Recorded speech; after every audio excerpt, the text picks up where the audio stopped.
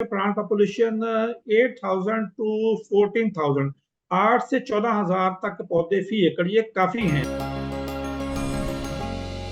खेती कपास के हवाले से कौन कौन से मसाइल चल रहे हैं, उनका क्या बेहतरीन हल हो सकता है? कहीं पे स्टंटेड ग्रोथ है, कहीं पे थ्रिप्स की वजह से प्रॉब्लम आ गए हैं, कहीं पे एफड का अटैक भी देखने में मिला है। कौन कौन सी बीमारियां जो है वो किस तरह से हमलावर होती हैं? और सबसे ज्यादा अटैक इसका ना ये कॉटिलिडन्स के ऊपर आता है, और फार्मर हमारा अवेयर ना हो तो फिर ये बाल दफा कॉटिलिडन से ट्रांसफर होकर पूरे रूट पे भी डैमेज कर ट्विग एंड स्टेम ब्लाइट बोलते हैं, तो देता इसके है। बारे में काइंडली अगर आप एड्रेस कर दें। जिसको हम लोग अमूमी हमारे फार्मर कहते हैं, ये इलिट वाला जहर जो, और प्रोपेकोनाजोल भी बहुत अच्छा है, उसके साथ भी इजीली मैनेजेबल हो जाता यानी कि इंसेक्ट की जो मैनेजमेंट है, कीड़ों का जो इंसदाद है वो किस तरह से करना चाहिए? ये 5 कैटेगरी के वो पेस्ट हैं।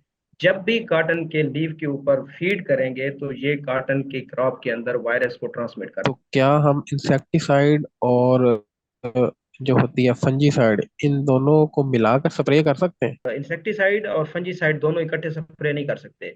ठीक है, उसकी वजह यह है कि आप इंसेक्ट अगर स्प्रे करेंगे, क्योंकि आप बिफोर टाइम दोनों स्प्रे इकट्ठे करके अगर करेंगे तो आपकी फसल जल जाएगी।